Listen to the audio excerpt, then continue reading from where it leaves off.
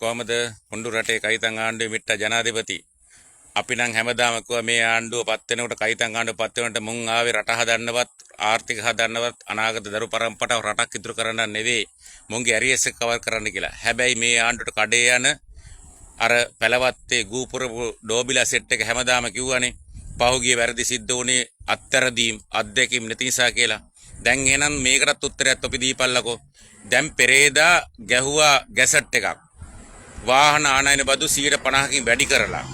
හැබැයි ගැසට් එක ගහන්න කලින් කොහොමද කියපියක මේ රටේ ප්‍රකට ව්‍යාපාරිකෝ දෙන්නේ කෙල්සි ඕපන් කරේ වාහන 4000කට. ඒකෙන් නැති වෙච්ච මුදල විතරක් මේ රටට කයිතන් ආණ්ඩුව නිසා හොඳු රටට රුපියල් බිලියන 20යි. කජුවට කොස්සට නෙවෙයි යකෝ මේ රටේ අහිංසක මිනිස්සුන්ගේ බදු මුදල් නැති වෙන්නේ.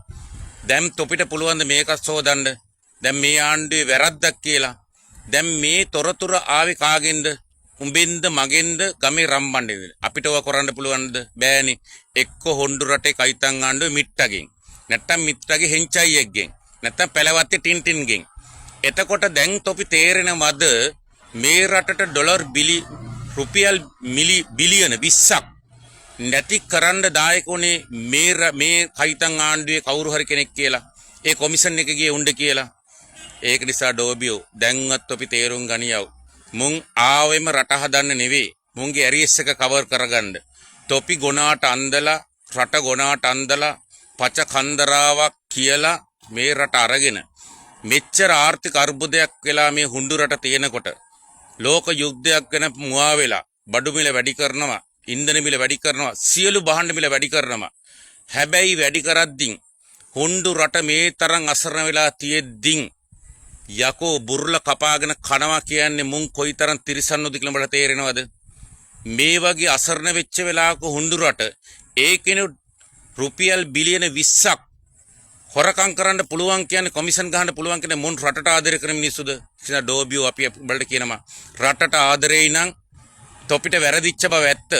තොපි රැවටිච්ච බවත් ඇත්ත. හැබැයි දැන්වත් තේරුම් ගනියව.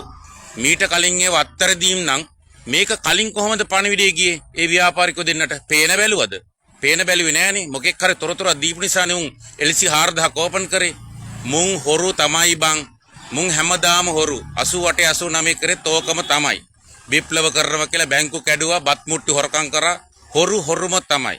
ඒක නිසා ඩෝබින්ට අපි කියන්නේ පුළුවන් තරම් ඉක්මනට තොපි අතින් වෙච්ච වැරද්ද නිවැරදි කරගත්තේ නැත්නම් මේ රටක් ඉතුරු වෙන්නේ නැහැ. අනාගත පරම්පරාව තොපේ දරුවෝ හෙන ඉල්ලනවා තොපිට.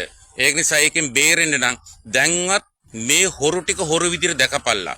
දැකලා හෙට දවසේ ඉඳන් තොපිපත් කරගත්ත මේ කයිතන් ආණ්ඩුව පුළුවන් තරම් ඉක්මනට මේ හුඬු රටෙන් තොරන් කරන්න කටයුතු කරපල්ලා කියලා තමයි ඉල්ලන්න තියෙන්නේ. ගින් එන්නම් ජය වේවා.